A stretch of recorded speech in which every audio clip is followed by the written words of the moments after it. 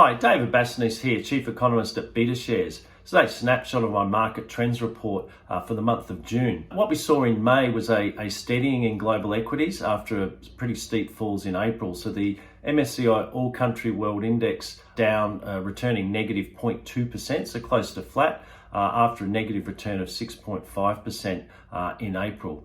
Now, in turn, I think that reflected a steadying in global bond yields. So we did see US 10-year bond yields ease a little in the month, which I think reflects expectations that inflation in the US may well have peaked, and the degree to which markets think the Federal Reserve will raise interest rates over the coming year has peaked as well, potentially at around that 3% level. The Australian market not faring as well in the month. The ASX returning was down 3%. That's after a few months of having outperformed reasonably well, or holding up reasonably well in the face of the global equity market declines. And I think that the difference in the month was that bond yields in Australia did push up a little bit further. The Reserve Bank did go ahead with a rate rise in May, and affirmed that the expectation that rates will continue to rise somewhat over the course of this year. So that was that realization helped our market sort of have a relative performance setback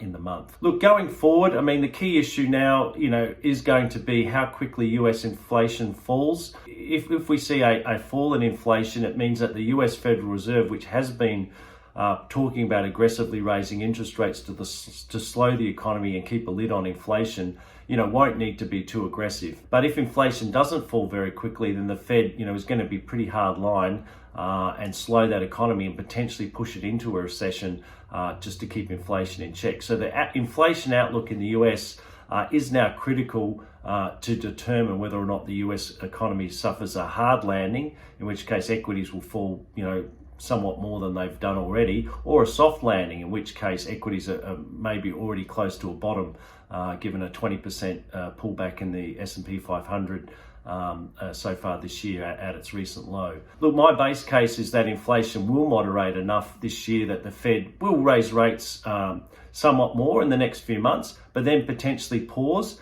and certainly not feel the need to tip the economy into recession. So that's potentially good news for equity markets, though we will want to see evidence of inflation starting to moderate over the next few months. That's pretty much it for now. If you'd like to see full details of my report, please visit the Insights section of our website. Thanks for watching, and I'll see you again next month.